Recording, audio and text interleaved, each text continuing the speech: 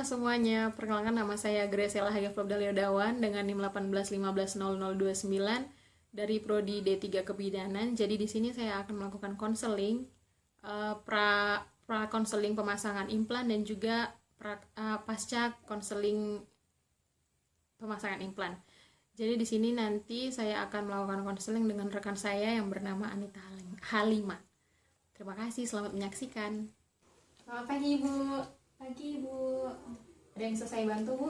Begini Bu, saya di sini mau memasang implan, tapi sebelumnya apakah bisa Ibu jelaskan dulu tentang implan tersebut? Oh iya bisa Bu. Jadi implan ini atau yang sering disebut susu KB ya Bu ya, itu mengandung hormon progesteron dan juga implan ini biasanya bersifat fleksibel dan dia ini berbahan plastik. Kemudian susu KB ini juga berfungsi untuk mencegah pembuahan atau kesuburan dengan cara menebalkan lendir pada rahim serta membuat lapisan pada rahim itu menipis sehingga nanti saat misalnya melakukan hubungan seksual sperma akan sulit untuk membuahi dan rahim tidak dalam kondisi yang baik untuk memungkinkan kehamilan. Dan juga Bu, biasanya ada resiko panjang yang terjadi saat pemasangan implan, yaitu penurunan libido atau libido itu biasanya sering disebut kayak hasrat keinginan untuk berhubungan seksual. Kemudian juga adanya perubahan mood atau depresi.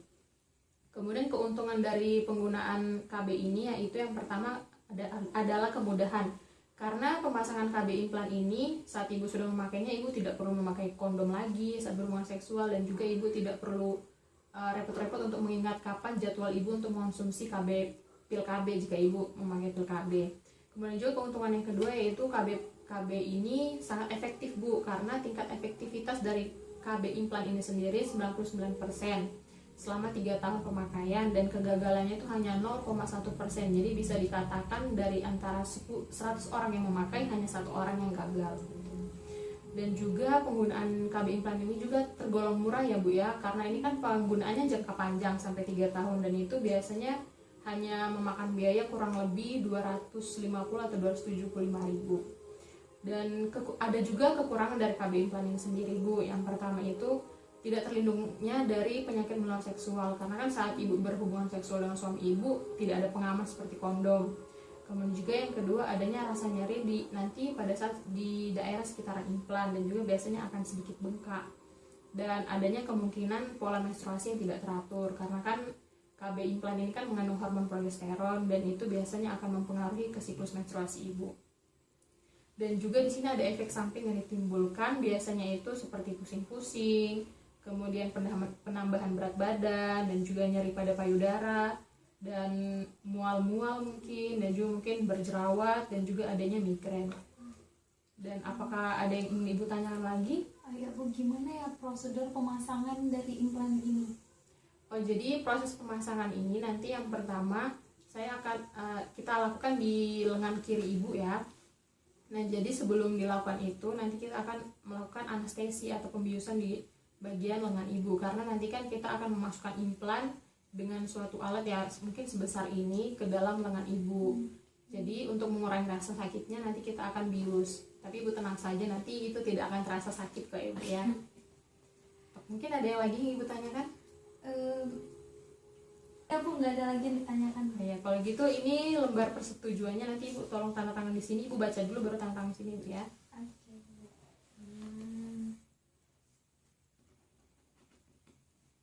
Oke, baik. Kalau gitu saya siapkan dulu ya Bu alat-alatnya. Selanjutnya akan dilakukan persiapan tindakan. Jadi persiapan tindakan di sini kita harus menyiapkan beberapa alat yang kita pakai untuk melakukan pemasangan implan tersebut.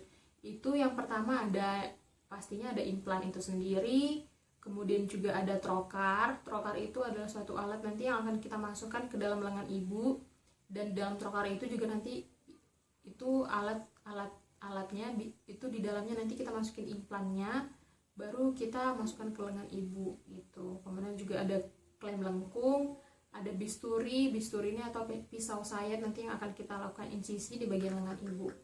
Kemudian nanti ada gunting dan juga ada jarum suntik dan anestesi, dan juga ada betadin serta kasa steril, dan ada plester dan kasa perban, dan juga kemudian adanya sarung tangan dan pastinya itu sarung tangan steril, dan juga ada dup lubang yang steril.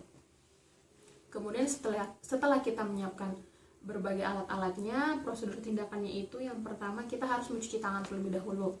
Jadi di kasus ini kita mencuci tangannya itu bukan mencuci tangan bersih, tapi prinsipnya ialah steril. Jadi saat kita mencuci tangan, kita mencuci tangan itu sampai ke bagian siku.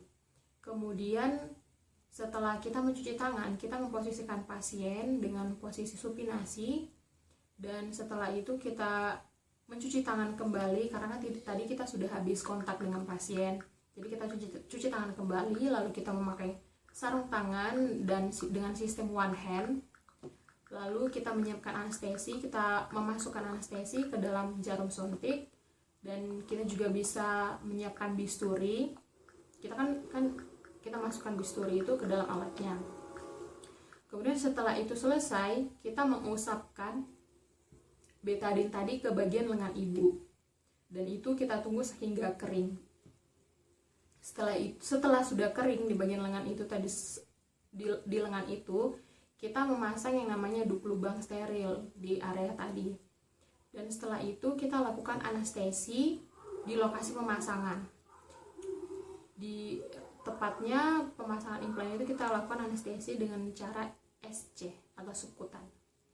Kemudian kita melakukan insisi dengan bisturi itu biasanya kurang lebih sebesar 2 mm. Dan setelah kita lakukan insisi, kita masukkan trocar dengan implan.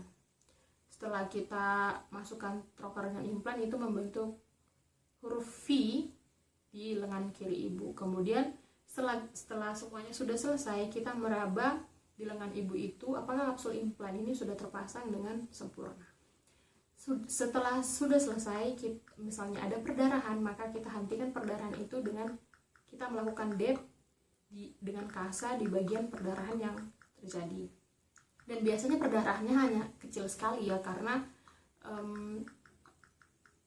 bekas insisinya itu sangat kecil sekali. Setelah itu kita plester dan selesai proses tindakan. Bu, jadi kita udah selesai ya Bu melakukan pemasangan implannya. Gimana Bu perasaannya?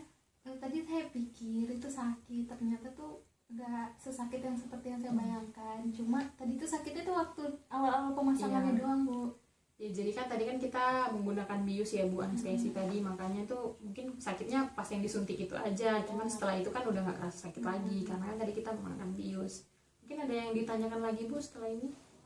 Hal-hal yang harus diperhatiin setelah pemasangan ini gimana ya Bu? Benar sekali ya Bu, pertanyaan bagus sekali. Jadi setelah pemasangan ini diusahakan di daerah pemasangan tersebut sekitar 2-3 hari itu usahakan keadaannya tetap kering Bu. Jadi kalau misalnya ibu mandi usahakan jangan sampai kena di bagian sini, karena kan nanti kalau mandi biasanya sering basah. Nah jadi kalau misalnya lembab itu biasanya nanti akan infeksi di bagian lukanya, karena kan kita harus menunggu itu mengering dengan sempurna, karena kan itu lukanya sangat kecil sekali. Jadi kita tidak melakukan penjahitan, nanti dia akan kembali seperti biasa dan dia akan menutup seperti biasa, layaknya luka kecil biasa seperti itu Bu. Dan juga nanti mungkin sedikit akan terlihat bengkak di daerah itu, namun ibu tenang saja, nggak usah dikompres, nggak usah dikasih obat-obat apa, nanti dia akan hilang dengan sendirinya. Dan juga setelah pemasangan ini ibu itu nggak usah yang harus operasi kan kayak langsung bed rest total. Nah itu ibu nggak usah, karena kan ini kita hanya melakukan pembedahan minor. Jadi ibu bisa melakukan aktivitas fisik seperti biasa, mau ibu masak mungkin, nyuci, jadi ibu bisa melakukan itu semua, jadi ibu tenang saja. Dan juga setelah ini ibu akan diadakan kontrol lagi 3 minggu ke depan. Namun kalau misalnya ada keluhan-keluhan lain seperti yang tadi saya jelaskan efek sampingnya, dan itu sangat mengganggu ibu bisa datang kembali lagi ke sini untuk kita lakukan pemeriksaan lebih lanjut seperti itu. Baik ya Bu, terima kasih atas penjelasannya. Oh iya baik Bu, terima kasih Ibu. Oh iya Bu, ini kartu KB-nya Ibu ya, nanti saat kunjungan datang bawa lagi ya Bu. Oke Bu, terima kasih. Iya terima kasih Ibu. Terima kasih Bu. Terima kasih Bu.